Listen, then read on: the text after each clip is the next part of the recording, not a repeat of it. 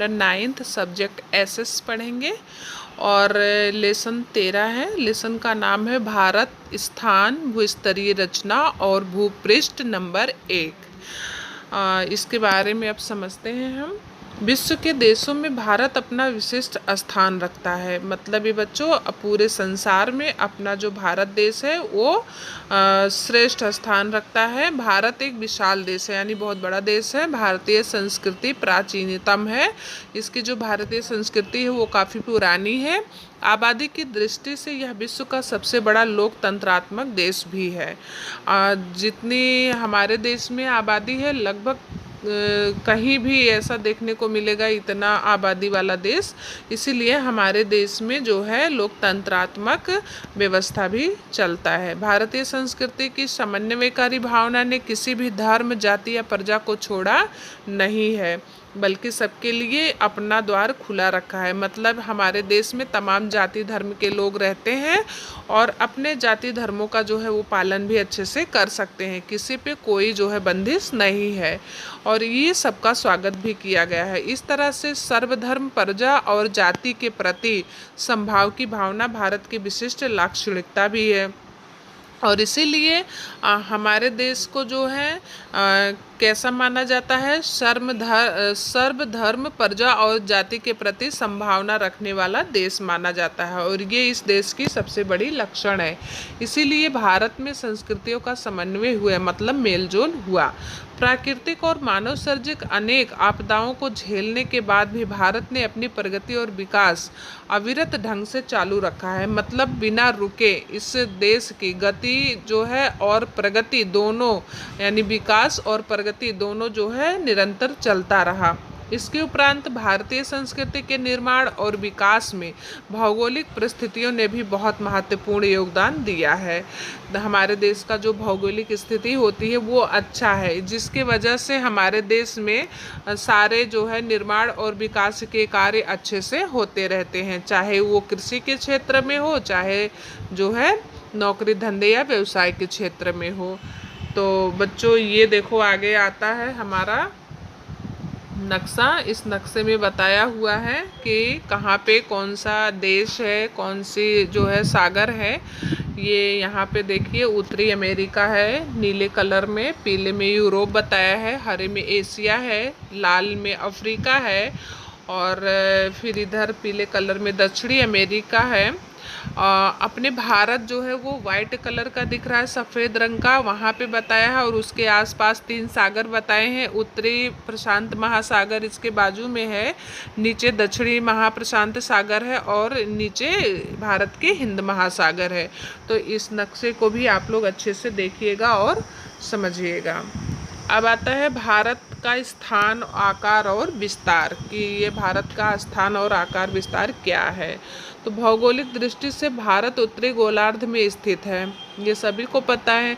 वह एशिया खंड के दक्षिणी भाग में फैला हुआ है और भारत के मुख्य भूमिखंड का जो फैलाव है वो 8.4 से लेकर के 37.6 उत्तरी अक्षांश और 68 से लेकर के 97.25 पूर्वी देशांतर के बीच में वो स्थित है। तो इस तरह से जो है उसका स्थान है। भारत के मध्य से कर्क वृत्त से गुजरती है और 23 अंश से 30 अंश उत्तरी अक्षांश पर वो जाकर के स्थित हो जाती है। वह देश को 2 भागों में विभाजित करती है यानी देश जो है अपना भारत देश उसको 2 भागों में बांटती है। उसकी उत्तरी भाग ज़्यादातर पूर्व पश्चिम दिशा में फैला है। जो हमारे देश का उत्तरी भाग है वो जो है ज़्यादा से ज़्यादा भाग पूर्व दिशा में और पश्चिम दिशा में फैला हुआ है। यहाँ विशाल मैदान है और हिमालय पर्वत श्रेणी है और इस भाग में ज़्यादा से ज़्यादा हमको विशाल मैदान यानी बहुत बड़े बड़े मैदान और हिमालय पर्वत देखने को मिलेगी। कर्क वृत्त से दक्षिण की ओर स्थित क्षेत्र जो है वो त्रिभुजाकार दिखता है और उसके दक्षिण की ओर सकरा होता चला जाता है। मतलब वो जो तिरछा त्रिभुजाकार आकार दिखता है वो दक्षिण की ओर और जब बढ़ेगा तो एकदम से सकरा होता चला जाता, सकरा यानी पतला होता चला जाता है। यह मुख्य रूप से द्वीप कल्पीय प्रायद्वीप जिसको हम बोलते हैं वो पठारी प्रदेश का भाग है। प्रायद्वीप जो होता है बच्चों वो पूरा का पूरा जो है पठारी प्रदेश का है जहाँ पे पत्थर ही पत्थर आपको दिखाई पड़ेंगे, जिसमें पूर्वी तथा पश्चिमी किनारे के संकरे मैदानों का समावेश भी होता है। भारत देश का अक्षांशीय और देशांतरीय फैलाव लगभग समान अर्थात 30 अंश से है, परंतु वास्तविक रूप से लद्दाख से देखा जाए और कन्याकुमारी तक की उत्तर दक्षिण लंबाई 3214 किलोमीटर दिखेगी। पश्चिम में गुजरात से पूर्व में अरुणाचल प्रदेश तक की जो चौड़ाई है वो 2933 किलोमीटर की है और देशांतरीय अंतर के कारण उसके पूर्व तथा पश्चिम में स्थित दूर के स्थलों के जो स्थानीय समय में लगभग 2 घंटे का अंतर होता है। आने जाने में जो समय होता है उसमें 2 घंटे का अंतराल आपको देखने को मिलेगा। जब अरुणाचल प्रदेश के पूर्वी भाग में सूर्योदय होता है बच्चों, सबसे पहले सूर्य जो है अरुणाचल प्रदेश में ही निकलता है। तो जब अरुणाचल प्रदेश के पूर्व भाग में सूर्योदय होता है तो उसी समय पश्चिमी गुजरात में रात अभी बाकी ही रहती है। मतलब उस समय जब अरुणाचल में सूरज का निकलना होता है तब पश्चिमी गुजरात में रात रहती है थोड़ी बहुत। इसीलिए भारत की प्रमाणिक रेखा जो है वो 82 अंश से 30 अंश पूर्व देशांतर है, जो 5 राज्यों से गुजरती हुई बढ़ती है आगे। उसका स्थानीय समय ही भारत का प्रमाणिक समय माना जाता है। तो ये जो है आपको बताया कि सूरज का जो है निकलना अरुणाचल में कब होता है और गुजरात में फिर उस समय क्या स्थिति होती है। आगे देखो आपका फिर नक्शा आता है भारत का, इसमें आप लोग अच्छे से देखिएगा विस्तार और प्रमाणिक रेखा कितना अक्षांश और कितने किलोमीटर कहाँ कहाँ पे है, कौन कौन सा देश है, ध्यान से इसको आप लोग देख लीजिएगा। भारत का कुल क्षेत्रफल 32.8 लाख वर्ग किलोमीटर है और क्षेत्रफल की दृष्टि से भारत का विश्व में 7वां स्थान है। तो बच्चों ये बात आपको ध्यान रखना है कि जो अपना ये भारत देश है वो क्षेत्रफल की दृष्टि से भारत का जो स्थान है विश्व में वो 7वां नंबर पे है। भारत विश्व के संपूर्ण भूभाग के क्षेत्रफल में से केवल 2.42% जो भूमि है वो रोकता है। विश्व के 6 देश जो आकार में भारत से बड़े हैं, मतलब जो विश्व के 6 देश ऐसे हैं जो आकार में भारत से बड़े हैं, वह क्रमशः मतलब बता रहे हैं नंबर वाइज कि सबसे पहले नंबर पे रूस है, दूसरा नंबर कनाडा है, तीसरा USA है और चौथा नंबर चीन है, 5वां ब्राज़ील है और छठा ऑस्ट्रेलिया है। ये 6 देश जो हैं बच्चों वो भारत से आकार में बड़े हैं। भारत का भूभाग एशिया खंड के दक्षिणी भाग में फैला हुआ है और जिसके उत्तरी भाग में ऊंची पर्वत श्रृंखलाएं सैकड़ों किलोमीटर लंबाई में पश्चिम से पूर्व दिशा में फैली हुई आपको देखने को मिलेंगी, जिसके कारण तिब्बत तथा चीन के साथ आवागमन यानी आने जाने के केवल ऊंचाई पर स्थित पर्वतीय घाटियों द्वारा ही संभव है। तो अगर आपको बच्चों तिब्बत या चीन में जाना आना होगा तो आपको जो है ऊंचे ऊंचे पर्वत पहाड़ी घाटियों से ही निकल कर आना जाना होगा, क्योंकि जो पश्चिम से पूरब दिशा में फैली हुई है वो पूरी की पूरी पर्वत श्रृंखला ही है। दक्षिण में भारतीय प्रायद्वीप के पूर्व में बंगाल की खाड़ी और पश्चिम में अरब सागर, दक्षिण में प्रायद्वीप के पूर्व में बंगाल की खाड़ी बहती है और पश्चिम में अरब सागर बहता है तथा दक्षिण में हिंद महासागर आया हुआ है। तो इस बात को भी आपको ध्यान रखना है कि कौन सा सागर किस दिशा में आई हुई है। इस समुद्र का उपयोग जल मार्ग के रूप में होता है और इन समुद्रों का उपयोग बच्चों जो है जल मार्ग के रूप में यानी विदेशों में जो अपने सामान का आयात निर्यात करते हैं वो किसके माध्यम से जाते हैं, समुद्र के माध्यम से जाते हैं। स्थल मार्ग पर्वतीय अवरोधों से घिरे होने पर भी भारत ने बाहर से आए सांस्कृतिक तत्वों को अपनाया है। जो स्थल मार्ग होता है, जो जमीन पर अपने मार्ग बनाकर चलते हैं, वो पर्वत वहाँ पे ज़्यादा होने की वजह से अवरोध हो जाता है, जिसके कारण हम जो है अपना आयात निर्यात नहीं कर पाते हैं। तो ज़्यादा से ज़्यादा हम जल मार्ग का उपयोग करते हैं, लेकिन फिर भी बाहर से आए सांस्कृतिक तत्वों को जो है भारत ने अपनाने की कोशिश की और वे भारतीय समाज में फिर मिल गए। इसके बाद फिर आपका जो है ये नक्शा दिख रहा है, इस नक्शे में आप देखिएगा कि कहाँ पे कौन सा देश आया हुआ है।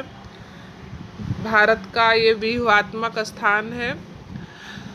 भारत पूर्वी गोलार्ध में महत्वपूर्ण स्थान रखता है और उसका व्यूहात्मक महत्व भी विशेष है। व्यूहात्मक मतलब वो पूरा चक्र की तरह घिरा हुआ है और जिसका अपना महत्व है और विशेष महत्व है, जिसमें प्राचीन काल में परस्पर संबंधों को विकसित करने में समुद्रों का महत्वपूर्ण योगदान रहा। मतलब प्राचीन काल में, पुराने समय में लगातार अपने जो संबंध है वो विकसित होते रहे, इसका महत्वपूर्ण योगदान दिया गया है। हिंद महासागर के शीर्षस्थ स्थान पर भारत स्थित है। पूर्वी अफ्रीका, पश्चिमी एशिया, दक्षिणी एशिया तथा दक्षिणी पूर्वी एशिया के देशों के साथ समुद्री मार्ग द्वारा भारत का संबंध प्राचीन काल से होता आ रहा है।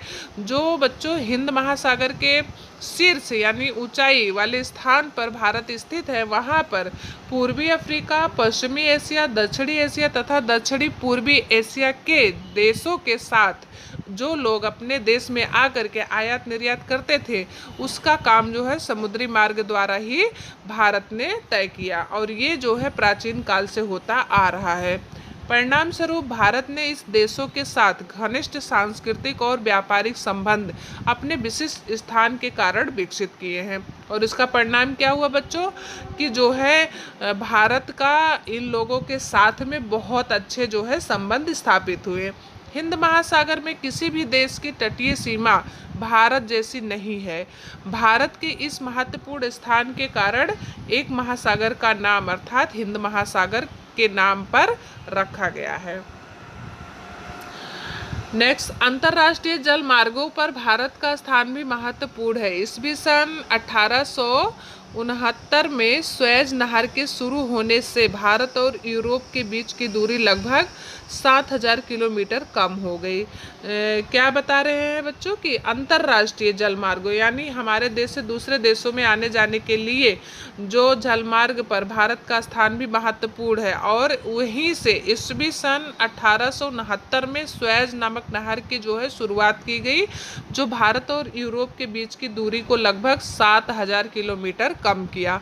पूर्वी तथा दक्षिणी पूर्वी एशिया और ऑस्ट्रेलिया से अफ्रीका तथा यूरोप को जोड़ने वाले जो जल मार्ग हैं वो हिंद महासागर से गुजरते हैं। और दक्षिणी अफ्रीका से होकर आने वाला जो जल मार्ग तथा स्वेज जल मार्ग भारत के नज़दीक से गुजरता है। इसी मार्ग द्वारा इंडोनेशिया के मलक्का जलडमरू मध्य से हो करके प्रशांत महासागर पार करके कनाडा तथा यूएस को जाया जा सकता है बच्चों। तो ये बात भी आपको ध्यान रखना है। भारत का संपर्क विश्व के अन्य देशों के साथ सदियों से है। भारत का जो संपर्क है वो विश्व के तमाम देशों के साथ काफ़ी समय से चलता आ रहा है। वस्तुओं और विचारों का जो आदान प्रदान वो प्राचीन काल से हो रहा है, ये तो सभी को पता है। इसी तरह उपनिषदों के विचार, रामायण तथा पंचतंत्र की कहानियाँ, चिकित्सा पद्धति, भारतीय अंक और दशांश पद्धति आदि विश्व के विभिन्न भागों तक हम जो है पहुँच रहे हैं। अब बच्चों आपको देखना है कि भारत के पड़ोसी देश कौन कौन से हैं। तो दक्षिणी एशिया में भारत का एक महत्वपूर्ण स्थान है। भारत में 28 राज्य, दिल्ली का राज्य नंबर 1, राष्ट्रीय राजधानी विस्तार और 7 केंद्र शासित प्रदेश हैं। दिल्ली जो है वो हमारा क्या है, राष्ट्रीय राजमार्ग है और उसमें 7 केंद्रीय शासित प्रदेश भी हैं। तो इतना जाने आपको यहाँ पे दिया जा रहा है। आप देखिए कि 2 जून 2014 को तेलंगाना अपने मातृ राज्य आंध्र प्रदेश में से बना नया राज्य है। भारत की जो स्थल सीमा है वो उत्तर पश्चिम में पाकिस्तान और अफगानिस्तान के साथ, उत्तर पूर्व में चीन, नेपाल, भूटान देश के साथ साथ तथा पूर्व में म्यांमार और बांग्लादेश से जुड़ी हुई है। इस बात का भी आप लोग ध्यान रखना। इसके बाद फिर आपका ये भारत का नक्शा दिख रहा है। इस भारत के नक्शा में आप लोग ध्यान से देखिएगा कि कौन सा देश, कौन सा राज्य कहाँ पे है, सब बहुत अच्छे से इसमें बताया हुआ है। इसमें आपको पता चलेगा भारत और भारत के पड़ोसी देश कौन कौन से हैं। भारत के दक्षिण दिशा में समुद्र किनारे हमारे पड़ोसी देश श्रीलंका और मालदीव हैं। दक्षिण दिशा में बच्चों ध्यान रखना कौन सा है पड़ोसी देश, श्रीलंका और मालदीव। भारत और श्रीलंका पाल, जलडमरू मध्य और मन्नार की खाड़ी द्वारा अलग होते हुए वहां से दिखाई पड़ते हैं। अरब सागर में लक्षद्वीप टापू आए हुए हैं, जबकि बंगाल की खाड़ी में अंडमान निकोबार टापू स्थित है। ये बात भी आपको ध्यान रखना है। अब आगे आपको यहाँ समझना है कि भारत का दक्षिणी किनारा जो है इंदिरा पॉइंट वर्ष 2004 में आए सुनामी में जलमग्न हो गया था, और जलमग्न होने का मतलब पूरा पानी में डूब गया था। और इसी के साथ अंडमान निकोबार के भी कई टापू जो है समुद्र में डूब गए थे। ये बात भी आपको ध्यान में रखना है। नेक्स्ट आता है भूस्तरीय रचना। भारत के वर्तमान भूपृष्ठ का स्वरूप जो है वो पृथ्वी की भू संचालन प्रक्रिया और बाह्य हलन चलन का परिणाम है, यानी बाहर पृथ्वी कैसी हलन चलन करती है उसका ये परिणाम है। इन दोनों परबलों यानी परबल यानी कारक होता है, परबलों का विनाशक और रचनात्मक असर यहाँ आपको देखने को मिलेगा। पृथ्वी की संरचना संबंधित जानकारी अत्यंत रोचक है। पृथ्वी की ऊपरी पपड़ी जो है उसके नीचे रहे एस्थेनोफिशियर के अर्ध द्रवित चट्टानों के ऊपर तैर रही होती है। बच्चों ये जो अपनी पृथ्वी होती है, नीचे आप देखो मिट्टी की खुदाई करोगे तो ऊपर से जो मिट्टी होती है वो नरम होती है, नीचे थोड़ी कड़क मिट्टी होती है, कहीं कहीं पे ऊपर की मिट्टी कड़क होती है, पपड़ी जैसी होती है, और नीचे खुदाई करने पर हमको अच्छी नरम मिट्टी देखने को मिलती है। तो इस तरह से जो ऊपर तैर रही है मिट्टी वो पृथ्वी के गर्भ में होने वाली किरणोत्सर्गी प्रक्रिया के परिणाम स्वरूप गर्मी उत्पन्न करती है।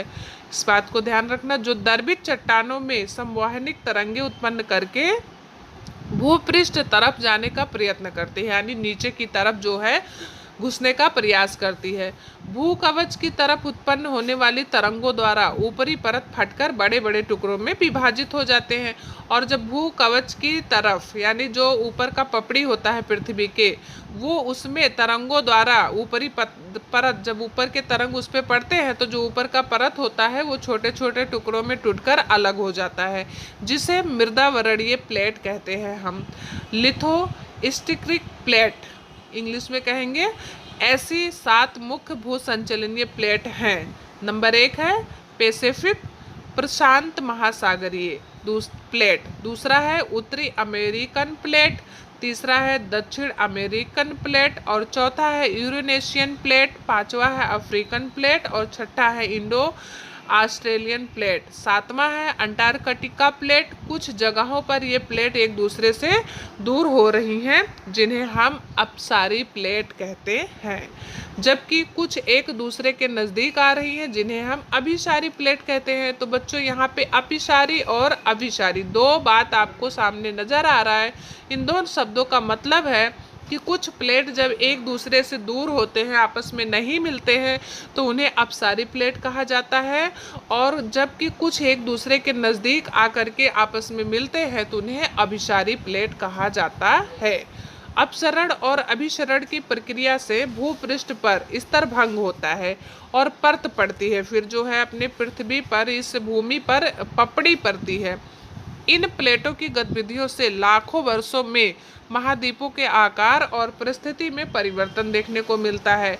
एक दूसरे से विपरीत दिशा में खिसक जाने की यह परस्पर प्रतिक्रिया ही पृथ्वी की सभी भूकंपीय और ज्वालामुखीय क्रियाओं के लिए जिम्मेदार होता है। जब भी कभी ज्वालामुखी फटता है बच्चों, या जो है भूकंप आता है, और जब हम देखते हैं कि वहाँ पर पृथ्वी फट गई है, खिसक गई है, तो उसका कारण यही होता है। सरकती या खिसकती ये प्लेटें जहाँ एक दूसरे के साथ टकरा रही होती हैं, वहाँ पर्वत निर्माण का कारण बन जाता है, और वहीं पे जो है पर्वत का निर्माण होता है। प्लेटें जहाँ एक दूसरे से दूर खिसकती हैं, वहाँ महाद्वीपों और महासागरों में दरार का निर्माण करती हैं। इस तरह से इन प्लेटों पर स्थित महाद्वीप निरंतर खिसकते रहते हैं, और इस प्रकार के प्लेटों को रूपांतरित प्लेट भी कहा जाता है। रूपांतरित का मतलब होता है एक स्थान से दूसरे स्थान पर चले जाना, एक रूप से दूसरे रूप में परिवर्तन हो जाना। तो यहाँ पे देखिए आपको चित्र में भी अपसारी प्लेट बताया है, अभिसारी प्लेट बताया है, और रूपांतरित प्लेट भी बताया हुआ है। आज से करोड़ों वर्ष पूर्व भारत गोंडवाना लैंड नामक प्राचीन विशाल भूखंड का भाग था। जो भारत है आज से करोड़ों वर्ष पूर्व वानालैंड नामक प्राचीन विशाल का एक भूखंड का भाग था, इस भूमि का एक भाग था। इस विशाल भूखंड में आज के दक्षिणी अमेरिका, अफ्रीका, ऑस्ट्रेलिया तथा अंटार्कटिका का समावेश इसमें होता था। कालांतर में गोंडवानालैंड अलग हो करके इंडो ऑस्ट्रेलियन प्लेट धीरे धीरे उत्तरी तरफ सरकने लगी। उत्तर की तरफ जो है वो प्लेट सरक गई और वह उत्तरी गोलार्ध की अत्यंत मोटी यूरेशिया प्लेट के साथ लगभग 5 करोड़ वर्ष पहले टकराई होगी। 5 करोड़ वर्ष, बच्चों इस बात को ध्यान देना। ऐसा माना जाता है इंडो ऑस्ट्रेलियन प्लेट और यूरेशिया प्लेट के टकराव से तेथिस समुद्र में से हिमालय पर्वत श्रेणी का निर्माण हुआ है। ये जो हिमालय पर्वत बना है ये कहाँ से बना है बच्चों? तो ऐसा अनुमान लगाया जाता है कि इंडो ऑस्ट्रेलियन प्लेट और यूरेशिया प्लेट के टकराव से जो समुद्र में से हिमालय पर्वत का जो है निर्माण हुआ है। तो हिमालय पर्वत श्रेणी के दक्षिण में एक विशाल गर्त अस्तित्व में आई, मतलब एक बहुत बड़ा खाई है। समय बीतने पर धीरे धीरे उत्तर तथा दक्षिण की ओर से बहकर आने वाली नदियां अपने साथ काप मिट्टी ले आई। काप मिट्टी का मतलब होता है जो नदी में बहते हुए कुछ कूड़ा कचरा करकट होता है, कुछ मिट्टियां होती हैं, कंकड़ पत्थर होते हैं। इस तरह हिमालय और प्रायद्वीप पठारी प्रदेश के बीच वर्तमान गंगा का मैदानी प्रदेश निर्मित हुआ और द्वीपकल्पीय पठारी प्रदेश के उत्तरी पश्चिमी भाग में एक विस्तृत यानी बहुत बड़ा ज्वालामुखी विस्फोट हुआ, जिसके कारण पठारी प्रदेश का पश्चिमी भाग टूट करके निमज्जित यानी नीचे धंसना शुरू हो गया और जिससे अरब सागर का निर्माण हुआ। और इस भू निमज्जन के कारण ही, भू निमज्जन का मतलब होता है बच्चे नीचे भूमि का धंस जाना, कारण ही पश्चिमी घाट एकदम सुस्पष्ट हो गया, मतलब वहाँ पे दिखाई पड़ने लगा। भारतीय भूखंड में अनेक विशेषताएं हैं। आपको भारतीय भूखंड में तमाम प्रकार की विशेषताएं भी देखने को मिलेंगी। उत्तर में ऊंची विस्तृत पर्वत श्रेणी है जिसको हम हिमालय के नाम से जानते हैं, जिसमें पठारी प्रदेश, शिखर, घाटियां आदि हैं और उत्तरी भाग के मैदान में गंगा बहती है, यमुना है और ब्रह्मपुत्र नदियां ये सब बहती हैं। उनकी काप मिट्टी से ही ये मैदान बने हुए हैं। दक्षिण का प्रायद्वीप प्रदेश प्राचीनतम है, मतलब बहुत ही पुराना है। दक्षिण भारत के पठारी प्रदेश की दो धार स्वरूप पूर्वी पश्चिमी किनारे पर तटीय मैदान आए हुए हैं। इस तरह भारत विविधताओं से युक्त